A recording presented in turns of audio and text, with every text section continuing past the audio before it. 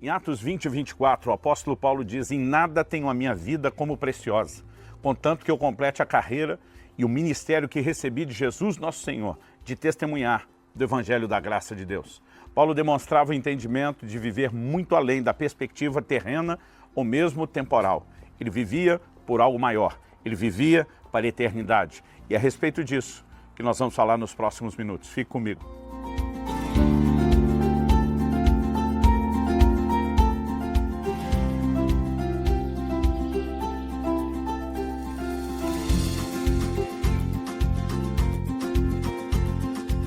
Estou hoje na cidade de Birmingham, na Inglaterra, e o que temos aqui atrás de mim são as ruínas de um mosteiro que data do século XII. É com esse cenário que nos traz uma lembrança específica que queremos trazer, também uma mensagem específica. A lembrança que ele nos traz é que aquilo que construímos nessa terra não dura para sempre. E mesmo aquilo que dura mais do que a vida daqueles que o construíram, como esse mosteiro, por exemplo, não pode ser usufruído por muito tempo. Isso nos remete à lembrança de que há algo eterno, há algo de maior valor pelo qual nós precisamos lutar. Ao citar a declaração do apóstolo Paulo no início, que dizia: em nada tenho a minha vida como preciosa, contanto que eu complete a minha carreira, o ministério que recebi de nosso Senhor Jesus, de testemunhar do Evangelho da graça de Deus, está registrado em Atos 20 e 24. Mostramos que Paulo não apenas pensava além dos seus dias terrenos ou dos valores terrenos, mas ele pensava e focava naquilo que era eterno. Mas ao dizer em nada tenho a minha vida como preciosa, Paulo nos mostra que viver por algo maior traz implícita a ideia de que precisamos sacrificar algo menor. O reino de Deus e os valores eternos são mais importantes e mais valiosos do que aquilo que podemos viver ou desfrutar em termos de alegrias, conquistas e realizações nessa terra. E muitas vezes precisamos entender, não que a palavra de Deus não nos permita ter alegria. Quando você lê o livro de Eclesiastes, há afirmações a respeito de desfrutar do seu trabalho, gozar a vida com a mulher que você ama. Nós precisamos entender que essa ideia e o conceito de viver a vida com alegria, ela é bíblica, desde que isso não nos roube o foco de algo maior. O que não podemos é, em nome do prazer terreno e passageiro, anular a busca e a valorização daquilo que é eterno. Então nós precisamos, de tempos em tempos, lembrar de definições bíblicas importantes. E uma delas que nós precisamos entender é quando conseguimos mensurar o que é espiritual como tendo maior valor e mais importância do que aquilo que é natural e terreno. A palavra de Deus nos mostra no Evangelho de Lucas, no capítulo 12, que um homem interpela Jesus dizendo: Senhor, diga a meu irmão que reparta comigo a herança. Naquele momento, Jesus responde àquele homem dizendo: quem foi que me constituiu, juiz ou repartidor entre vocês? E naquele momento, Jesus aproveita uma disputa terrena, movida pela avareza, pela ambição dos bens materiais, e ele começa a nos ensinar princípios de ordem espiritual, princípios que merecem a nossa atenção. Nesse texto, por exemplo, de Lucas, Jesus diz: a vida do homem não consiste na abundância dos bens que ele possui. Ele fala de um homem rico que queria juntar mais, entesourar mais, e no entanto, uma voz lhe diria ao final da sua vida: louco, essa noite pedirão a sua alma, e o que tem preparado para quem será? A perspectiva bíblica correta de como viver a vida é analisar aquilo que eu e você estamos construindo e pensar para que ou para quem estamos construindo.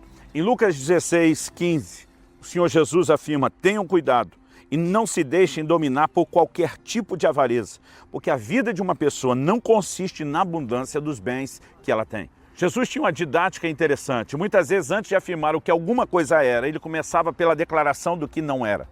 A ideia é remover primeiro um conceito errado a respeito de algo, para só depois poder, então, estabelecer o certo. E Jesus afirma: a vida do homem não consiste na abundância dos bens que ele possui. Se não é nisso que consiste a vida, no que é que ela consiste? Jesus conta uma parábola sobre o homem rico que queria entesourar ainda mais, para no final da sua vida ouvir a declaração: essa noite pedirão a tua alma, e o que tens preparado para quem será?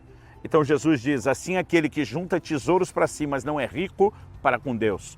Jesus nos mostra que mais importante do que juntar ou usufruir de tesouros e riquezas terrenas é considerarmos a perspectiva da eternidade, é juntarmos tesouros para o céu. Repito, Não estou falando contra poder ter uma vida abençoada nessa terra, mas estou falando sobre não ter o foco ajustado só nas coisas terrenas. Colossenses capítulo 3 nos diz que nós devemos pensar nas coisas que são do alto, que nós devemos buscar as coisas que são do alto. E para todo cristão, uma definição importante no início da sua caminhada é conseguir entender o que é mais importante. Então, mais importante do que qualquer conquista e realização terrena é, de fato, estabelecermos as conquistas e as realizações espirituais. Aquilo que juntamos para a eternidade tem muito mais valor, não apenas pelo propósito a que serve, mas pela sua própria duração, pelo tipo de recompensa que pode gerar nas nossas vidas. Mas sem a definição do que é mais importante, jamais viveremos por algo maior.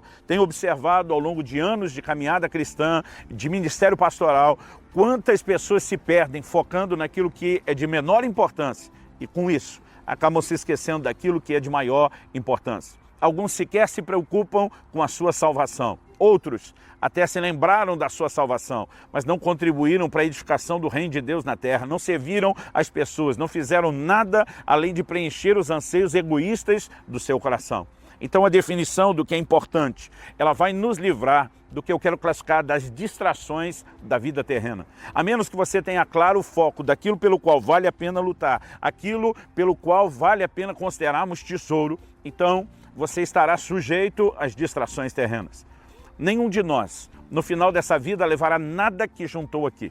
A Bíblia diz que o homem vem nu para essa terra e essa é a forma como ele sai. Nenhum de nós vai levar absolutamente nada. Há uma única coisa dessa terra que nos acompanha. Apocalipse 14:13 fala: bem-aventurados aqueles que agora morrem no Senhor, para que descansem das suas obras, porque as suas obras os acompanham. O único tesouro que você pode levar dessa terra é aquilo que você fez para Deus. É aquilo que, mesmo que fazendo pelos outros, você intencionou fazer para Deus, será recompensado por toda a eternidade. Isso lhe será devolvido e retribuído na forma do que a Bíblia chama de galardão, de recompensa. Entender isso nos livra das distrações terrenas. Eu me lembro de uma ocasião quando alguém me disse: pastor, eu fico impressionado como o senhor é alguém que não tem nenhuma ambição. Eu olhei para ele e falei: você está enganado. A minha ambição é diferente da sua. Enquanto você decidiu construir um império financeiro aqui na terra, eu decidi entesourar para os céus. Mas falei para ele: eu tenho uma ambição. A diferença é que você tem um tipo de ambição completamente diferente da minha. Falei: eu estou focado num outro tipo de tesouro. Eu estou juntando para a eternidade. Quando nós temos esse foco, ficamos livres, como acabei de declarar, das distrações da vida terrena. Em 1 Coríntios, no capítulo 15, no versículo 19, Paulo disse: é só para essa vida que esperamos em Cristo. Nós somos de todos os homens os mais infelizes, os mais dignos de lástima. Eu preciso crer no Evangelho que me leva além da vida terrena, além da dimensão de tempo que me foi dado para viver nessa terra. Eu preciso focar a eternidade. Não apenas a minha eternidade, não apenas a eternidade daqueles que eu posso fazer a diferença salvando a vida deles, mas mesmo aqueles que eu procurei servir e que talvez nunca corresponderam para Deus. A minha disposição de serviço, a minha doação, aquele sacrifício talvez do meu tempo ou de aparentes conquistas terrenas, esse sacrifício de algo menor construiu algo maior, que é uma recompensa eterna. Entender o que é mais importante e focar na recompensa vai nos livrar das distrações da vida terrena. Então, nós precisamos aprender a ajustar exatamente o foco nessa recompensa. Talvez o melhor remédio para que a gente, ao longo do caminho, não se distraia. Para que a gente não venha considerar a nossa vida importante demais para ser vivida só para nós mesmos. Seja colocar os nossos olhos na recompensa. O apóstolo Paulo diz, escrevendo em 2 Coríntios, no capítulo 5 e no versículo 10, que cada um de nós irá um dia comparecer perante o tribunal de Cristo, onde seremos julgados por meio de tudo aquilo que fizemos por meio do corpo. Nós não podemos considerar esse um assunto sem importância. A palavra de Deus nos diz que tanto a ressurreição dos mortos como o juízo eterno são rudimentos da doutrina de Cristo. Está lá em Hebreus, no capítulo 6. A palavra de Deus nos mostra que os mortos ressuscitarão um dia e haverá recompensa eterna.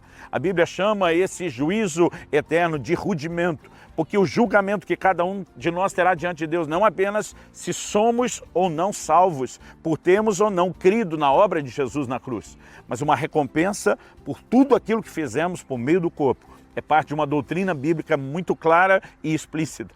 A palavra de Deus fala de gente que será salva pelo fogo, mas não terá recompensa. Portanto, o galardão é mais do que salvação, é a recompensa do trabalho, é o retorno de toda a sua dedicação e das suas obras em prol de Deus, do reino de Deus, das pessoas, mesmo aquelas que nunca voltaram o seu coração para Deus. Nós precisamos olhar para o Evangelho e entender que, embora ele seja um Evangelho de ganhos, ele significa também, muitas vezes, perdas.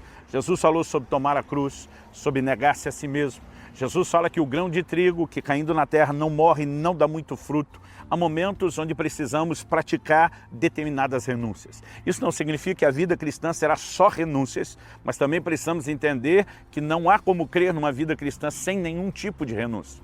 E quando renunciamos a algo menor em prol de algo maior, estamos sempre fazendo uma semeadura, que, como o Senhor Jesus disse, terá colheita. Quando o grão de trigo morre, ele pode frutificar, e por causa disso haverá uma colheita maior. Eu prefiro não chamar isso de sacrifício, eu prefiro chamar isso de investimento. Eu prefiro entender que é um plantio necessário para uma colheita abundante e que terá valido a pena. Quando olho para as Escrituras, vejo Paulo dizendo que antes para mim era lucro, considerei como perda. O Evangelho tem uma conotação de perda. Perda talvez para a vida terrena, momentânea, mas que gerará ganhos por toda a eternidade. Então, meu conselho a você...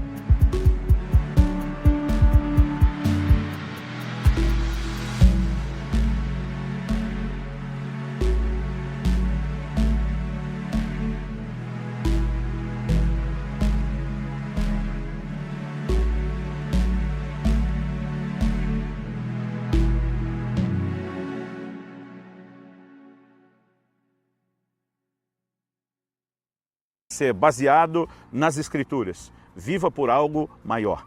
Não viva de forma egoísta, não viva apenas para você mesmo, não viva apenas para aquilo que é transitório ou passageiro. Viva por algo maior, viva por aquilo que é eterno.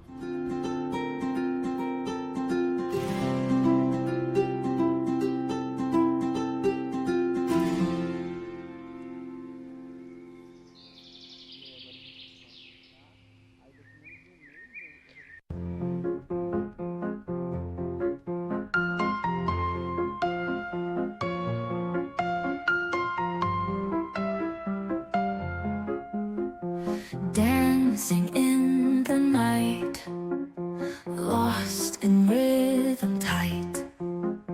Heartbeats take the flight, love sparks ignite. Stars above us shine, euphoric feelings climb. Held in beats of time, harmony so fine. Symphony of love in the sky above. We become the dove, fly and join my love. Moonlight on our skin, where dreams do begin. Melodies within, hearts forever kin. In the rhythm's trance, every step's a dance.